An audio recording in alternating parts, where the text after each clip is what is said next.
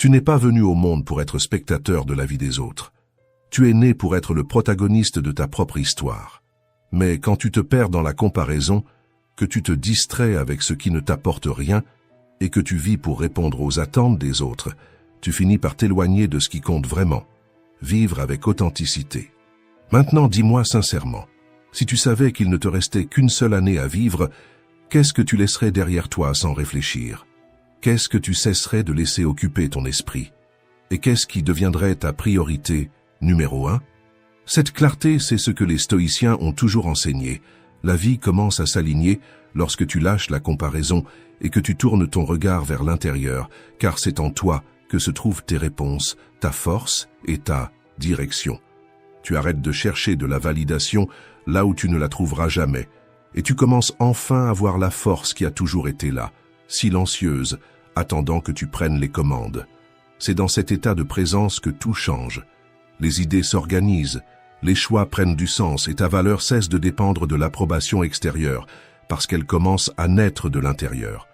Aujourd'hui, je vais te montrer 10 leçons stoïciennes, simples et puissantes, pour t'aider à protéger ton énergie, à renforcer ton esprit et à vivre avec plus de vérité, plus de concentration et plus de paix. Ne continue pas à gaspiller ton énergie pour tout, sauf pour toi. Choisis dès maintenant de te prioriser et transforme ce choix en un véritable engagement. Écris en commentaire. Aujourd'hui, je choisis de me concentrer sur moi. Je suis stoïcien. Allons à la première leçon. Leçon 1. Tout ce que tu fais aujourd'hui s'accumule. Rien dans ta routine n'est neutre, tout ce que tu fais ou que tu ne fais pas s'accumule. Chaque petite action, chaque choix quotidien est en train de construire une version de toi-même. Il est facile de penser qu'un jour ne fait pas de différence, mais il en fait parce que ce que tu fais aujourd'hui se répète demain. Et quand tu t'en rends compte, tu es déjà devenu ce que tu fais régulièrement. Si tu abandonnes l'entraînement quand tu es fatigué, ce n'est pas grave, mais si cela devient une habitude, ton corps le ressent. Si tu dis toujours « je verrai plus tard », les tâches s'accumulent, et avec elles, l'anxiété aussi. Si tu te mets trop de pression pour tout, même les petites erreurs deviennent des fautes. Et si tu oublies de prendre soin de toi, peu à peu, tu t'éloignes de la personne que tu veux devenir. Et c'est ça que presque personne ne te dit. Ta vie ne change pas d'un coup, elle change lentement, par accumulation. Tu ne te réveilles pas déséquilibré, tu te désorganises petit à petit. Tu ne perds pas le focus d'un seul coup, tu l'abandonnes à travers de petites concessions. Épictète disait « Si tu veux devenir beau, fais de beaux choix. Si tu veux être excellent, fais des choix excellents et fais-les habituellement. Jour après jour, ils s'additionnent au sommet. Et c'est exactement ça. Tes choix quotidiens ne sont pas petits, ils construisent la base de ta vie. Alors, arrête-toi un instant et observe avec bienveillance. Qu'est-ce que tu es en train d'accumuler? De l'attention ou de la négligence? De la clarté ou de la précipitation? De la paix ou de la distraction? Même quand rien ne semble se passer à l'extérieur, quelque chose est toujours en train de se former à l'intérieur. Chaque choix répété avec intention devient un chemin plus solide vers là où tu veux aller. Tu n'as pas besoin d'un plan parfait, tu as seulement besoin de direction, de présence et de la volonté de ne pas faire marche arrière. La bonne nouvelle, c'est que cela fonctionne dans les deux sens. L'accumulation construit aussi le progrès. Chaque petite victoire compte. Chaque fois que tu choisis ce qui te renforce, même si cela semble peu, tu es en train de réorganiser ton chemin intérieur. La persévérance, ce n'est pas la vitesse, c'est la constance avec intention.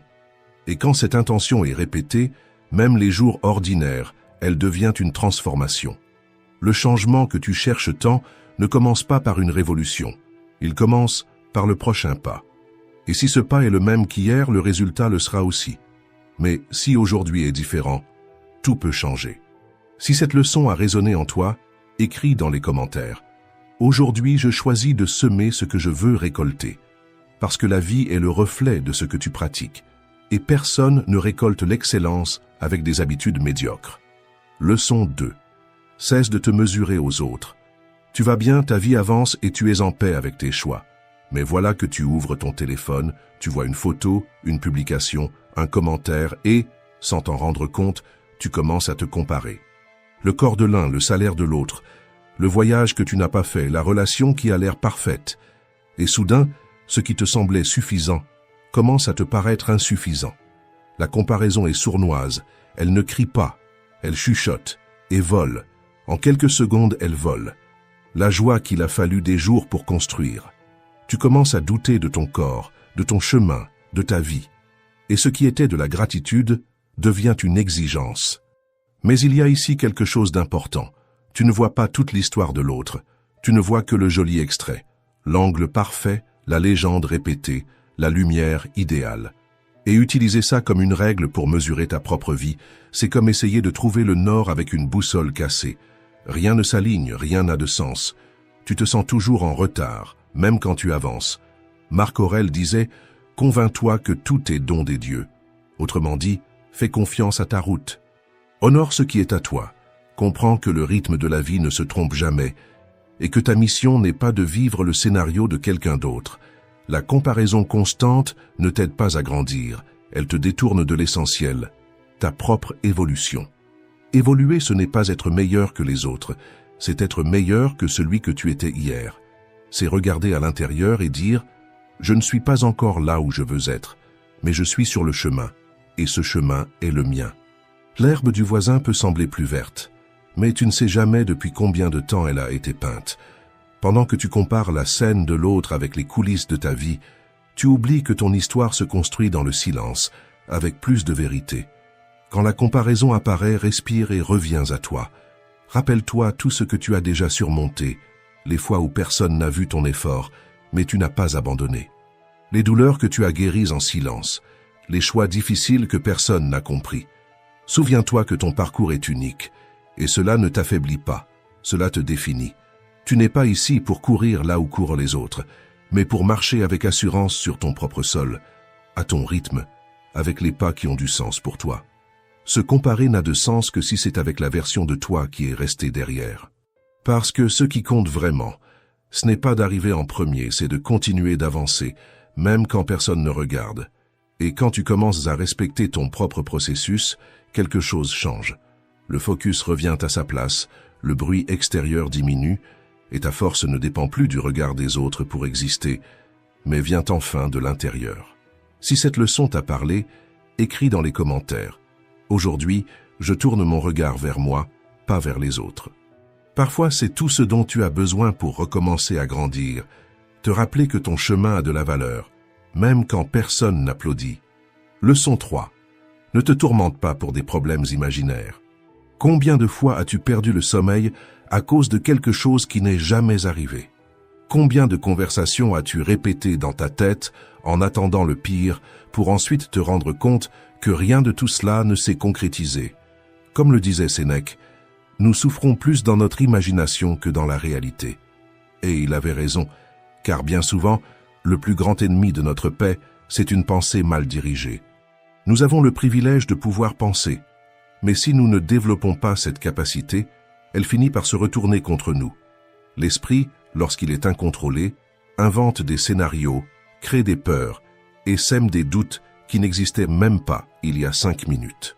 Tu ressens un malaise et tu imagines déjà être malade.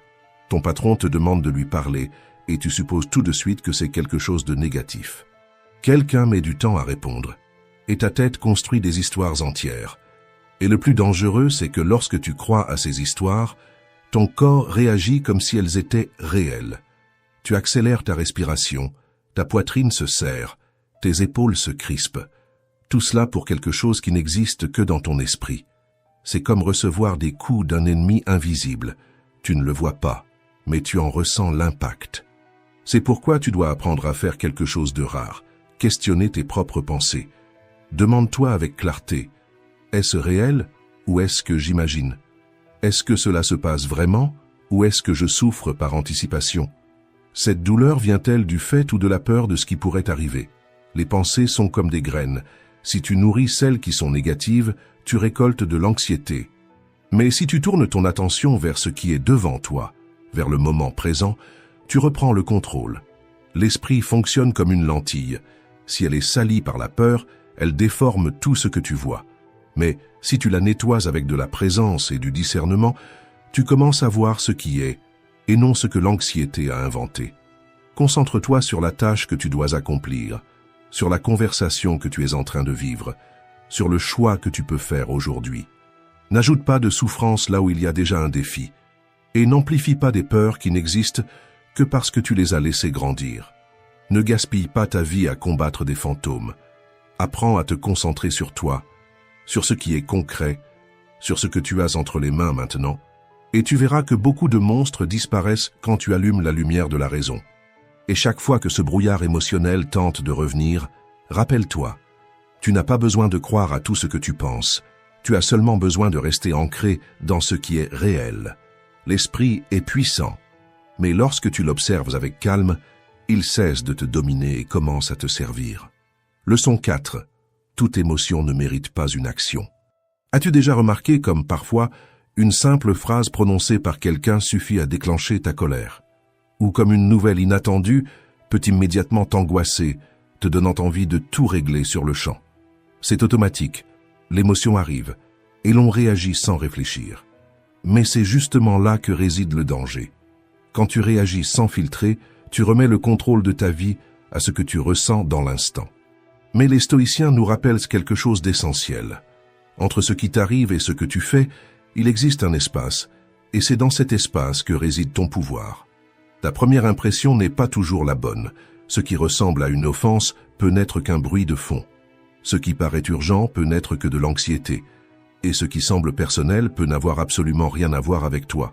C'est pour cela que, avant d'agir, il vaut mieux s'arrêter un instant.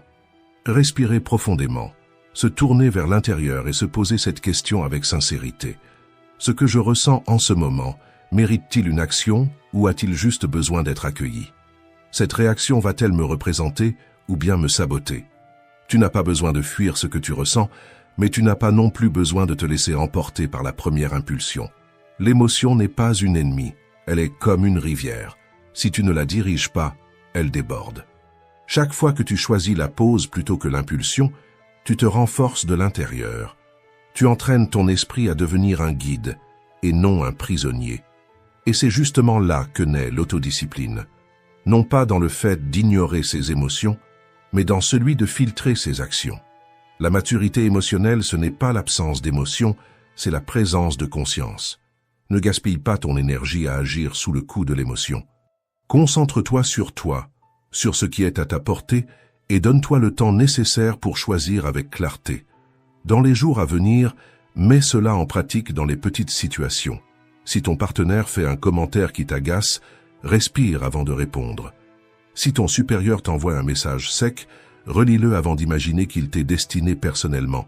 Si un employé est impoli, ne réponds pas sur le même ton, choisis de garder ton calme. Ou si quelqu'un t'interrompt pendant une conversation, marque une pause de 2 secondes et demande-toi si cela vaut vraiment la peine d'entrer dans le conflit. La personne qui sait faire une pause avant de réagir devient le chef d'elle-même, et c'est le type de leadership le plus rare et le plus puissant qui existe. C'est dans cet espace de silence et de choix que tu commences à forger ton caractère, un geste à la fois. Et plus tu choisis en pleine conscience, plus ta vie commence à refléter qui tu es vraiment, et non pas seulement ce que le moment a tenté de faire de toi. Répondre avec clarté est un acte de courage. Choisis cette voie, non pas parce qu'elle est facile, mais parce qu'elle est transformatrice. Parce que c'est dans cette pause entre ce que tu ressens et ce que tu fais que ta force commence à grandir. Et c'est justement là que tu cesses d'être réaction pour devenir direction. Leçon 5. Crois que tu es capable d'apprendre. Tu as déjà renoncé à essayer quelque chose de nouveau parce que tu pensais que ce n'était pas fait pour toi? Peut-être as-tu pensé qu'il était trop tard, que tu avais perdu le rythme, que tu n'avais pas d'argent ou que ce genre de choses ne réussit qu'à ceux qui ont de la chance. La vérité, c'est que tout le monde a déjà ressenti cela à un moment ou un autre. Cette impression d'être en retard, de ne pas être assez bon, de penser que l'apprentissage est pour les autres, pas pour toi. Et c'est comme ça que beaucoup abandonnent, non pas parce qu'ils n'en sont pas capables, mais parce qu'ils croient trop à leurs propres excuses. Mais croire en ses propres limites ne change pas les faits, cela ne fait que limiter ce que tu aurais pu vivre. C'est pourquoi le changement commence quand tu choisis d'écouter moins la peur et davantage ton envie de grandir. Quand tu remplaces le « je n'y arrive pas » par « je ne sais pas encore ». Très souvent, ce qui te bloque, ce n'est pas la réalité, c'est l'histoire que tu t'es racontée à son sujet. Tu commences à répéter « je ne suis pas bon dans ce domaine, je n'ai pas de talent, je n'ai jamais été un bon élève », et ces phrases deviennent des murs. Mais quand tu remets en question ces phrases, tu te rends compte que la plupart ne viennent pas de toi, mais de critiques anciennes, de comparaisons injustes, d'une enfance où l'erreur était une honte et non une opportunité d'apprentissage. Et si tu doutes encore qu'il soit possible de recommencer avec peu, il suffit de regarder un exemple bien connu des stoïciens, Épictète. Il est né sans liberté, sans argent, sans accès au maître. Mais il a fait de la curiosité son outil, de son esprit son refuge, et de la philosophie son chemin. Il n'a pas commencé avec tout, il a commencé avec presque rien. Mais il a utilisé le peu qu'il avait avec constance, et c'est ça que tu dois retenir. Il ne s'agit pas de ce que tu possèdes aujourd'hui, mais de ce que tu es prêt à construire. Apprendre, c'est comme planter une graine. Au début, c'est invisible. Tu arroses, tu prends soin, et rien ne change. Mais un jour, sans prévenir, le germe apparaît et tu te rends compte que tous ces efforts silencieux faisaient te pousser des racines. Et même si personne ne le voit, même s'il n'y a pas d'applaudissements, il existe un type de victoire qui se passe à l'intérieur. C'est quand tu te rends compte que tu n'as plus besoin d'être le meilleur, juste de ne pas abandonner, juste de continuer. Tu n'as pas besoin de dominer le monde, tu dois simplement croire que tu peux encore grandir. Et toute croissance commence quand tu t'autorises à essayer, même avec la peur, même sans tout savoir, même sans garantie. Tu n'as pas besoin d'être plus intelligent, plus riche ou plus jeune. Tu as seulement besoin d'être quelqu'un qui n'a pas cessé d'apprendre, car celui qui s'autorise à apprendre s'autorise à évoluer. Et celui qui évolue, inévitablement, se transforme. Leçon 6. Ta valeur va au-delà de tes hauts et de tes bas. Marc Aurèle disait que lorsqu'on lance une pierre vers le haut ou vers le bas, elle reste une pierre. Peu importe la direction, l'essence demeure. Et pour toi, ce n'est pas différent. Tu n'es pas seulement tes meilleurs moments, tout comme tu ne te résumes pas à tes pires. Aucun échec ne te définit, tout comme aucun succès n'a besoin de gonfler ta valeur. Les deux font partie du chemin, mais n'ont pas besoin de commander ton identité. Il est naturel d'éprouver de la fierté pour ses réussites, tout comme il est inévitable de se sentir frustré par ses erreurs. Mais il y a un piège à croire que les applaudissements te rendent meilleur ou que les fautes te diminuent. Tu es plus grand que les phases que tu traverses. La vie est faite de cycles. Il y a des jours où tout s'aligne et d'autres où tout semble s'écrouler. Mais si tu t'attaches trop à ce qui se passe à l'extérieur, tu risques de te perdre à l'intérieur. Tu peux recevoir des éloges aujourd'hui et être critiqué demain. Tu peux être au sommet maintenant et sentir le sol se dérober juste après. Et si ta confiance est liée à ses hauts et ses bas, ta paix dépendra toujours de ce qui n'est pas sous ton contrôle.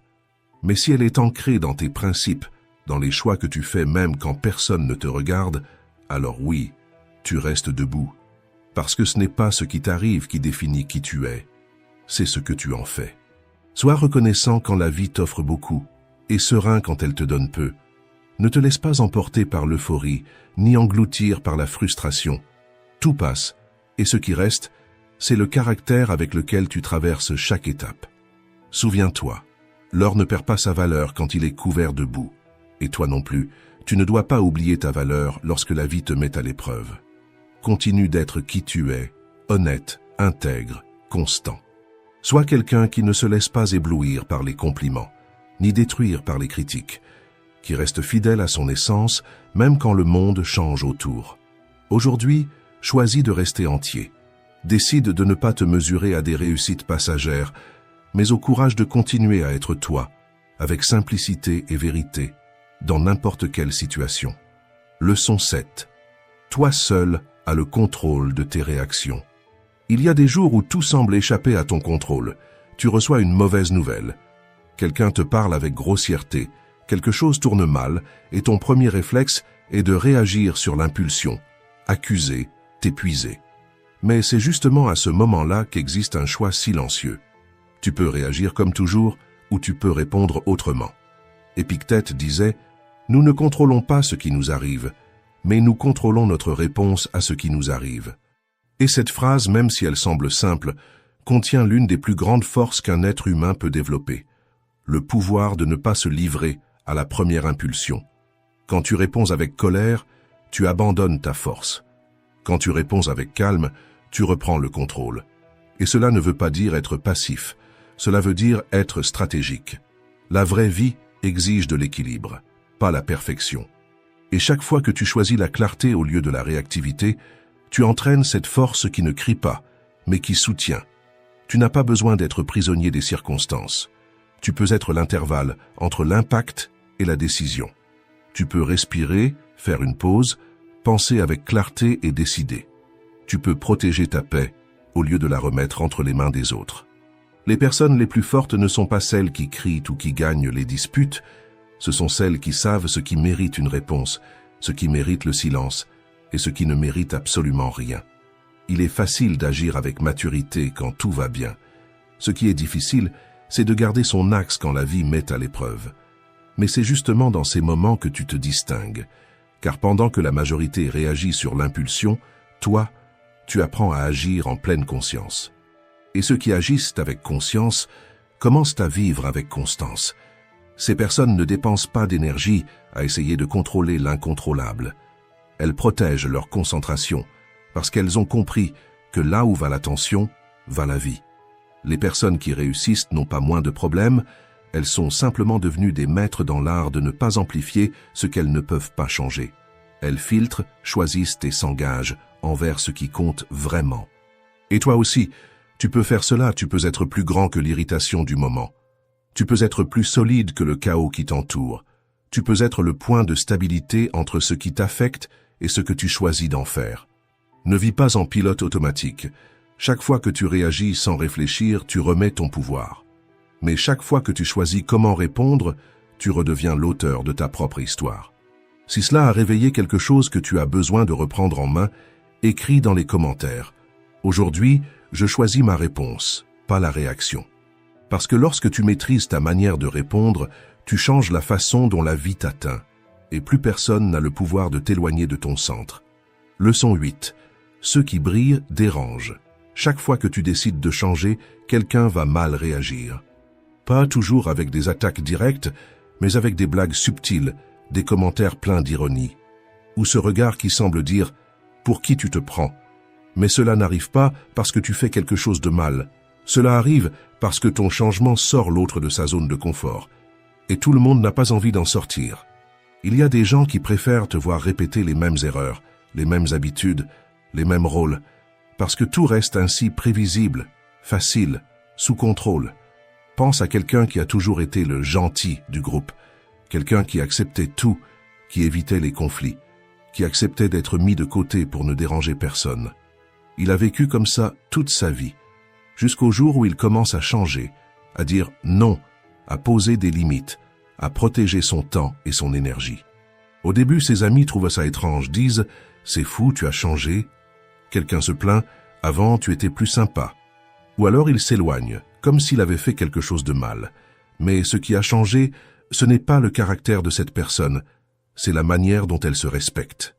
Et cela dérange, parce que ceux qui profitaient de son absence de limites vont maintenant devoir s'adapter à ces nouvelles règles. Et maintenant, pense à toi. Combien de fois as-tu essayé d'évoluer et entendu exactement ce type de réaction? Combien de fois as-tu été jugé, non pas pour tes erreurs, mais pour ce que tu avais enfin commencé à faire correctement? Ou encore, combien de fois la critique est-elle venue précisément de ceux dont tu attendais du soutien? C'est toujours comme ça. Quand tu commences à rompre avec la stagnation, ceux qui restent immobiles se sentent menacés. Ton courage devient un miroir, et tout le monde n'aime pas ce qu'il y voit. Alors, au lieu de grandir avec toi, ils préfèrent essayer de te ralentir, non pas par méchanceté, mais par peur. La vraie croissance dérange, non pas parce que tu te perds, mais parce que tu deviens quelqu'un de nouveau. Parfois, tu seras critiqué non pas parce que tu as tort, mais parce que tu oses avancer. Et cette critique se déguise en blague, en conseil, en inquiétude. Mais au fond, elle naît de l'inconfort de ceux qui n'ont pas encore eu le courage de faire pareil. Souviens-toi, ceux qui te critiquent aujourd'hui peuvent t'admirer en silence demain. Alors, ne recule pas. Ne te justifie pas trop. Ne cherche pas à être compris par ceux qui veulent juste te maintenir dans le passé. Continue, même si personne ne croit en toi. Continue, même s'ils se moquent de tes choix.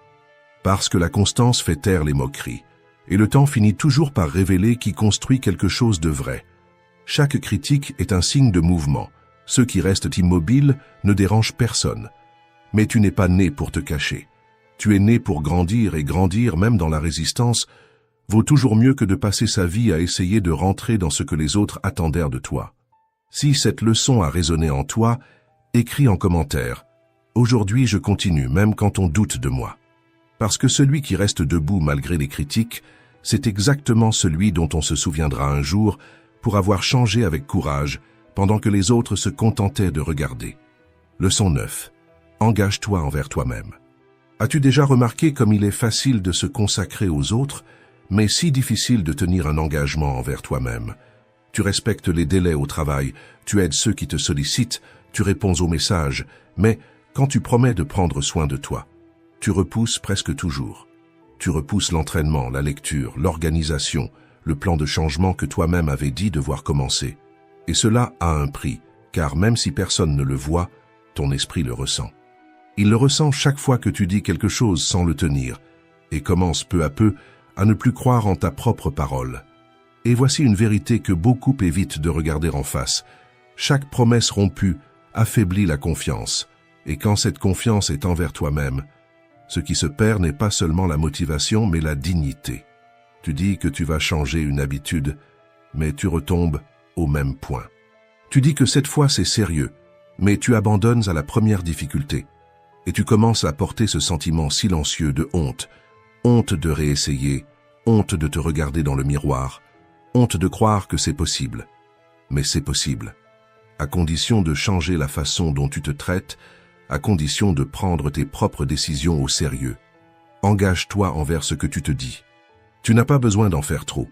Tu n'as pas besoin que ce soit parfait, tu as juste besoin d'être ferme. Promets moins, mais tiens davantage. Parce que chaque promesse tenue se transforme en respect de soi. Et c'est ce respect qui soutiendra ton estime de toi dans les jours difficiles. La confiance en soi ne naît pas de la motivation, elle naît de la constance. De faire ce que tu avais dit que tu ferais, de construire, par tes actes, ce que tes mots avaient promis. Pense à cela comme un pont entre ce que tu désires et ce que tu vis.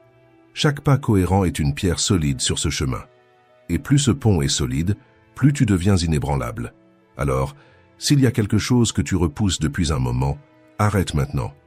N'attends pas lundi, le mois prochain ou des conditions idéales. Tu n'as pas besoin d'être prêt. Tu as besoin d'être engagé. Si cette leçon t'a parlé, écris dans les commentaires. Aujourd'hui, je tiens les promesses que je me fais. Parce que c'est le début d'une nouvelle relation. Entre toi et ta meilleure version. Leçon 10. Construis la valeur que personne ne peut t'enlever. Tu peux accomplir beaucoup de choses dans la vie. Des diplômes, des compliments, des likes, de la reconnaissance. Mais si tu n'apprends pas à te valoriser de l'intérieur, tu continueras à dépendre des applaudissements des autres pour te sentir entier. Et rien n'est plus fragile que de vivre en quête de validation extérieure. Parce que le même regard qui t'admire aujourd'hui peut te juger demain.